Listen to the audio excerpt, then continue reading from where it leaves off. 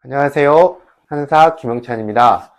오늘은 제가 늘 환자들에게 강조하고 정말 아무리 강조해도 지나치지 않다고 생각하는 숨쉬기, 호흡에 관해서 한 번 더 이야기하려고 합니다. 저는 정말 근력 운동만큼이나 중요한 게 숨쉬기 운동이라고 생각하거든요. 특히나 암이나 치매와 같은 어떤 중증 질환이나 만성 퇴행성 질환, 그리고 고령의 환자분들에게는 숨쉬기를 어떻게 하는가는 생각보다 상당히 중요합니다. 왜냐하면 우리가 나이가 들고 몸이 안 좋아질수록 호흡 능력이 떨어지는데요. 이 호흡 능력이 떨어지게 되면 병의 발생이라던가 어떤 병의 치유에 좋지 않은 영향을 줄 수 있기 때문입니다. 저는 숨쉬기 운동이 크게 5가지 효과가 있다고 생각합니다. 그 첫 번째는 여러분들이 잘 아시는 대로 바로 산소의 공급입니다. 우리 몸을 이루고 있는 모든 세포들은 산소를 이용해서 에너지를 만들죠. 이 에너지를 가지고 우리 정상적인 세포들, 장기들, 뇌에 모두 그 기능을 하게 됩니다. 따라서 산소가 부족해지면, 즉 우리 몸 안에 저산소 상태가 되면 우리 몸은 에너지 발전을 잘 못하게 되니까 저에너지 상태가 되고, 그러면 세포들은 당연히 제 기능을 못하게 되겠죠. 이렇게 되면 당연히 우리 몸을 이루고 있는 면역세포들도 제 기능을 못하게 되고, 우리 면역 시스템도 다운되기 때문에 암이나 이런 다양한 병들이 발생할 수밖에 없는 환경이 만들어지게 됩니다. 우리는 숨쉬기가 생명의 가장 근원이라는 걸 잘 잊곤 하거든요. 따라서 내가 먼저 건강하고 싶다면 내 몸에 충분한 산소를 공급해 줘야 되고, 그러기 위해서는 호흡을 잘 하는 것이 매우 중요합니다. 숨쉬기 운동의 두 번째 효과는 바로 자율신경계의 균형을 회복하는 것입니다. 대형 병원에 내원한 환자들이 자신의 병이 왜 생겼냐라고 물어보면 한 80% 정도는 스트레스 때문에 생겼어요 라고 말한다고 하죠. 특히 현대인들은 너무나 수많은 자극, 그리고 다양한 방식의 어떤 스트레스에 노출됨으로써 자율신경계의 균형이 깨지고, 이것으로 인한 다양한 질병들이 발생하게 됩니다. 자율신경계의 균형이 깨지는 것, 특히 긴장 반응을 유도하는 교감신경이 활성화되게 되면요, 우리 몸은 신체적으로도 긴장하지만 그런 어떤 스트레스 반응, 긴장 반응들을 일으킴으로써 많은 에너지를 소모하게 됩니다. 이런 스트레스 자체는 실질적으로 면역세포의 활성도 떨어뜨린다고 하죠. 즉, 신체적 긴장과 그 다음에 에너지의 소모, 이런 것들로 인해 호흡이 제대로 이루어지지 않게 되는 상황이 벌어지게 됩니다. 우리가 어떤 감정이 들었을 때, 화가 났을 때, 슬플 때, 우울할 때, 내 몸의 호흡이 어떻게 변하는지를 한번 살펴보시면 쉽게 아실 텐데요. 어떤 스트레스 상황, 외부 상황이 내 신경계의 어떤 변화를 일으키고, 이것이 내 몸의 긴장 반응을 일으키면서 호흡들이 변하게 됩니다. 따라서 우리는 역으로 호흡을 변화시킴으로써, 의식적으로 호흡을 변화시켜서 이런 자율신경계의 어떤 균형 잡힌 상태를 회복할 수가 있는 거죠.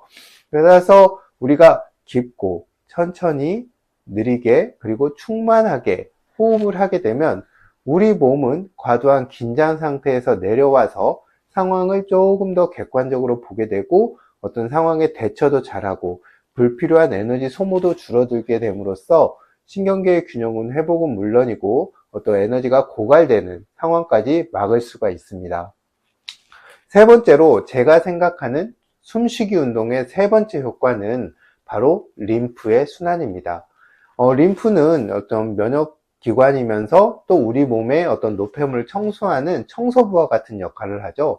즉, 면역작용이 잘 일어나고 그 면역작용으로 인해 생긴 물질들을 잘 배출을 해야 우리 몸의 면역 시스템이 잘 활성화된다고 생각하는데요. 우리는 림프 세포에만 조금 더 집중을 하지, 이것들이 어떻게 순환하는지에 대해서는 좀 무관심한 경우가 많습니다. 그런데 이 림프액의 순환은 자체적인 어떤 추동하는 엔진이 없기 때문에 두 가지 힘으로 이루어지거든요.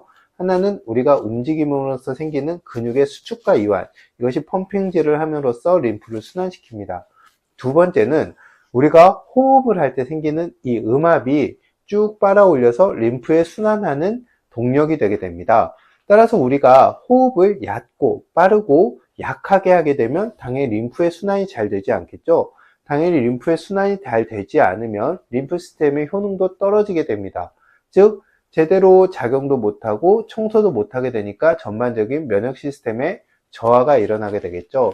우리가 깊이 그리고 충만하게 호흡을 하는 것, 예전에는 뭐 단전호흡 이런 이야기도 동양에서는 했었죠. 이런 호흡들은 림프의 순환을 활성화시킴으로써 우리 몸의 면역 시스템을 또 활성화시키는 효과를 가져오게 됩니다. 그리고 숨쉬기 운동의 네 번째 효과는 바로 내장기의 마사지 효과입니다. 우리 몸의 내부 장기들, 심장, 폐, 위, 대장, 간장, 신장 모두 어떻게 있죠? 이 몸통 안에 있습니다. 몸통 안에 있고 쉽게 조금 더 극단적으로 표현하면 척추에 매달려 있는데 이것들을 다양한 결합 조직들이 이 장기들을 딱 잡고 있죠. 따라서 이 장기를 이루고 있는 세포들의 순환에는 이 우리 몸통, 흉곽과 복강이라는 공간에 어떤 긴장도가 영향을 주게 됩니다. 근데 우리가 늘 이렇게 긴장하고 흉곽과 복강이 긴장된 상태가 된다면 어떻게 될까요? 물리적으로 순환이 방해를 받게 되겠죠.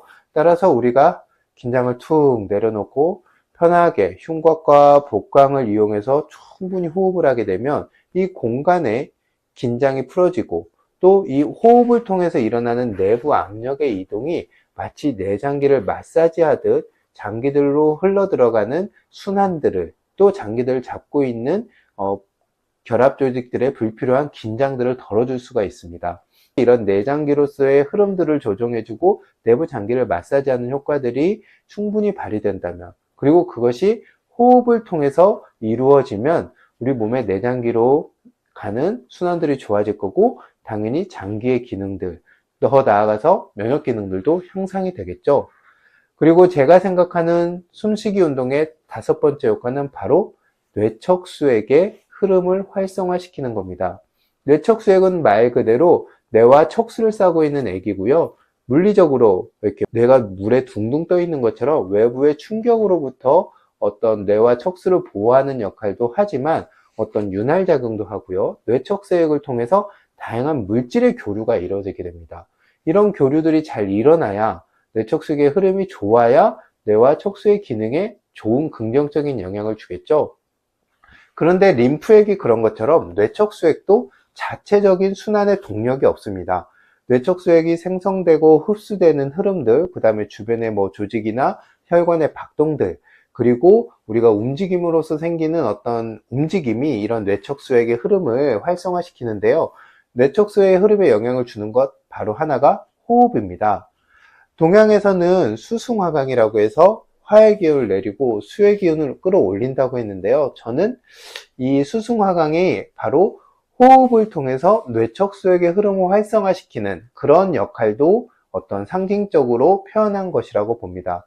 우리가 깊고 충만하게 호흡을 함으로써 부에 있는 흉곽과 복강의 압력들의 이동이 잘 일어나게 되면 이 호흡에 의해서 일어나는 압력의 이동이 뇌척수액의 흐름에도 좋은 영향을 주게 됩니다. 당연히 뇌와 중추신경계의 중심이 되는 척수의 기능이 좋아야 우리 몸의 모든 시스템이 잘 돌아가겠죠. 이처럼 호흡은 우리가 생각하는 것보다 아주 근본적이고 아주 중요한 그런 역할을 하게 됩니다. 숨쉬기 운동이 중요한 이유 다섯 가지, 바로 내 몸에 필요한 산소의 충분한 공급, 두 번째로 자율신경계의 균형 회복, 세 번째 림프액의 순환 활성화, 네 번째 그리고 내장기의 마사지 효과, 다섯 번째 뇌척수액의 흐름을 활성화시키는 것입니다.